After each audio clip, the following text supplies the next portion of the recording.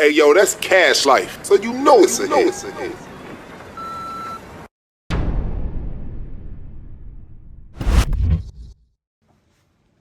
Enchilada Vicky, welcome to Lua Lua. Appreciate you coming on. Hey. So you call yourself Enchilada Chicago Rican? Yeah. What does that mean to you growing up as black and Puerto Rican in Chicago, and how has it shaped your personality and content? Well, enchilada is a name that was given to me, and based off the description that you just say, exactly like that. Because what if she was to say her name is Maria? She don't look like a Maria to you, do she? No. That's how I got my name. Okay. I was like, You've been doing hair since you were a kid and specialize in braids and old school styles in Chicago shops. What's the wildest client story or celebrity stylist collab? Okay, so I got a wildest client story and a celebrity collab. Which one you want? Both. I got a celebrity collab with Jonathan Wright, and that was on catering. And the reason why I chose to cater to Jonathan Wright is because I am a Chicago hairstylist and now a Chicago rap artist. And at the end of the day, I have a certificate and degree that says that I am a pastry chef and a chef. So it's like that's who I am as a businesswoman at the end of the day. So that's the image that I have to uphold or whatever. And that was my celebrity collab with Jonathan Wright when he came to Chicago. I catered like cupcakes and the treats that I was selling. That brought in some customers too. So yeah. And what was the craziest client story? When somebody tried to run off without paying me my money after getting a phenomenal hairstyle. So it's like, that was a TikTok client. So yeah. Oh damn, that's petty as hell. So like what? She just tried to hit the jets on you, or like what? Yeah, she tried to get up out of there. Like I was like, how you gonna do that after you had a good conversation? They like, you know what I'm saying? Spent hours just sitting here doing your braids. Like you have a, you know. People foul as hell. We locked in, so. But she gave me my money. That's good. She gave me my money. What are the biggest pros and cons of being a hairstylist in Chicago, especially with inconsistent clients or tight budgets? Well, I run specials at times, so I don't really be too tight on with my clients versus like a coming growing customer. I don't know, since I have had multiple scenarios or situations where somebody didn't have all the money or something, I'm easy to communicate with, so negotiating don't be a problem. So I tend to run those specials, so I don't have a consistent flow of problems. But I slowed down on doing hair since I got in college and doing my thing with food, so yeah, running my catering business. Yeah, that's a lot. Yeah. Your bio says international chef. What's your signature dish or go-to meal when you're feeding celebrity guests? So I tend to do pastries because pastries is on this, and I have certifications for savory food and pastries and stuff like that. So it's not being something quick like let me think. I've did multiple cakes for artists in the city, local rap artists and stuff. Especially this past winter or whatever, I've offered birthday cakes or whatever to do collaboration on posts and so.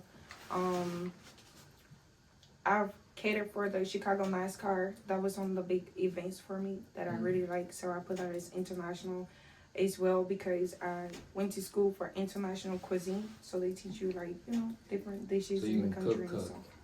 That's cool. You know, to follow a recipe is one thing, but to try to master it is like another. So I try to, you know, gain the knowledge and do something different with it. So how do you know when you've mastered a recipe? When you can do it with like no fails, like no hassles, no stress, no nothing. Probably do with your eyes closed. I try to cook, but I ain't very good. Bounce is blowing up on TikTok with everyone dancing. How did that track come together, and what's the story behind it after working on music for 2 years? The story behind Bounce, let me see. I mean, because all these niggas want to see that ass bounce. anywhere you go. I want to see this ass bounce, that ass bounce. I want to see that ass bounce, period. No ass, fat ass. And at the end of the day, what a female want to do is see what you going to do.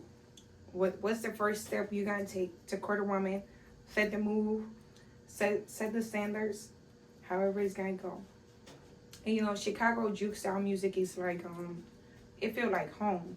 So whenever you want to, like, you can be out the country feeling like you at peace, having a, you know, relaxation, but you want to feel like you're at home, play some Chicago house music, some juke music.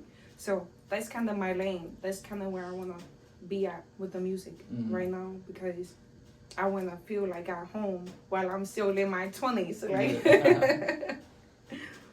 You've talked about having stage fright for the first 10 minutes, then an alter ego takes over. Walk me through a typical performance night. Do you black out or just go lit? Okay. I love that question, because when I'm finna perform, okay, say for instance, I'm finna perform for college or something or whatever. It's all types of different people in the crowd.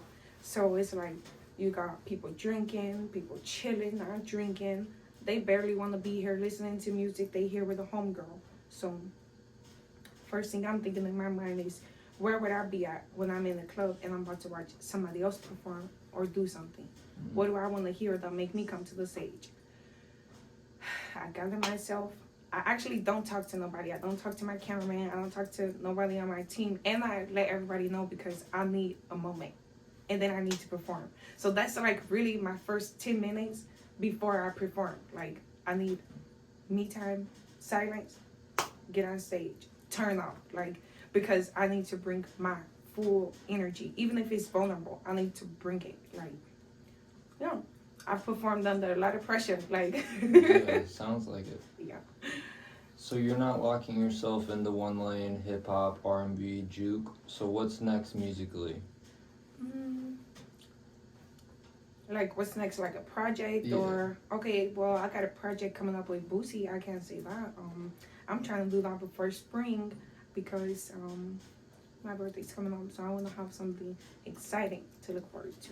How did that come together, the Boosie project? Because I have a Wipe Me Down cover or whatever, and I need Boosie to be in cahoots with this project, and he's part of it, so That's fire. we're gonna happen. I'll be looking forward to that one. Okay, thank you. You've been open about getting bullied for being black and Puerto Rican, yet you refused to drop out of college even while blowing up online. Why was finishing school a non-negotiable, especially as the first in your family? Yes, exactly how you said it. Because you gotta make somebody proud, even if they're not here, and that's real facts, right? Even if you lost somebody or you've like had to let go of people from your past, you still gotta make somebody proud. Like, you still gotta at least make yourself proud. At least do something for yourself. You get like, you get you know, one life to live or whatever. So you gotta keep pushing to everything. Most definitely. You went on Skin Bones 20 verse 1, and you said you want to do a Baddies with Gretchen. What's the tea on that experience, and would you actually jump into reality TV? You know, I don't know if I say I'll jump into reality TV, but you know, I'm a bad bitch. Duty calls. But and I like Gretchen. You know, she Puerto Rican or whatever, and however she got black kids or whatever. You know, she faced a little tension or whatever. But I really like her as a person. Outside of the show, I spent some time with her as a person, like, and locked in. And she's a Gemini, and we share the same birthday. So it's like, she has a nice sense of humor, for real, and character. So would you do reality TV or no? No. Not unless it's like lifestyle TV. Not all that fighting and shit. Not all that extra shit. Not a Could Have Been Love? Yeah, I can probably do some Juke, yeah. I went to the Juke audition recently with Mike Epps or whatever. Oh, for real? Yeah, but we drove there too late, but we turned up the parking lot. Like, it was speakers. We was out there with DJ K. Caesar, a whole lot of different artists. this little boy, he was out there, he could sing. We turned it into a little content, so it was really nice. That's it was fire. really great. Your bio says athlete. What sport or training are you into, and how does that energy show up in your performances or daily hustle? Volleyball, and how does that show up in my performances? I'll be exercising before some of my shows or working out, trying to learn how to do a little dance because I cannot fucking dance. So it's like, I'll be calling everybody, could you help me dance? Could you teach me something? Could you show me something? Like, hello. Like, so that's one. And I've been playing volleyball since elementary school, high school, and college. And I've been the captain of the teams. So it's like, that's been nice. And I had the opportunity to be a captain. So that was nice. Where do you see yourself in 5 years? Still doing hair and cooking, headlining shows, graduating with that degree, or something bigger? Well, right now, I'm on track for my second degree or whatever. So it's like, I see myself doing my shit. Like, if somebody was to ask you that or ask how you've been, I hope you tell them, I was like, I'm doing good every time. Because that's what I want somebody to always say about me when they, think about me. Because that's what I want to be doing in 5 years from now. Good. Great. Stand on business. What's the one thing people get wrong about you when they only see the bounce, girl, or the glam hairstyle online?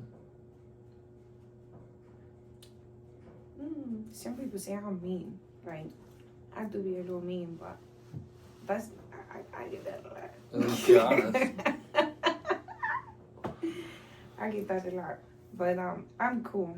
I'm chill. I'm pretty about my business, about my shit. Like, if you want to be my homegirl, be my friend, I feel like you should be your own friend first. Because I'm going to tell you, when you got me messed up or when you don't. So it's like, I'm vulnerable. I'm not mean. Well, Enchilada Vicky, thank you for coming on Lua Lua. Look forward to seeing what the future has for you. That was amazing. Thank you. Thank you.